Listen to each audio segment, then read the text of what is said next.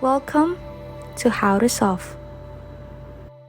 Hey there, welcome to this new tutorial. In this video, I'm gonna show you or teach you how to join someone on Roblox without being friends. Let's go! So first of all, you want to open your browser and search for roblox.com. Now that you're here, just go ahead and search for the user.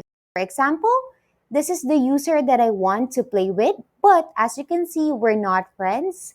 It also says here, add friend, and also you can see here I have the join button. So to have this join button, all you have to do is open a new tab and search for Google Store. So after you've searched for Google Store, you would want to click this Chrome Web Store. Now just go ahead and search for Rose Searcher. So now just go ahead and click on this one and add this extension onto our Google Chrome.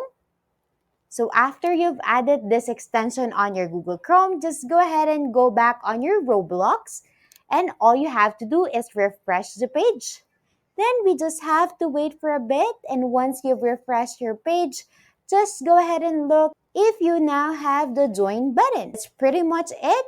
You can just click on the join button and you will be able to play with that person even though you're not friends on Roblox. Please like and subscribe for more content. We'll see you in the next one.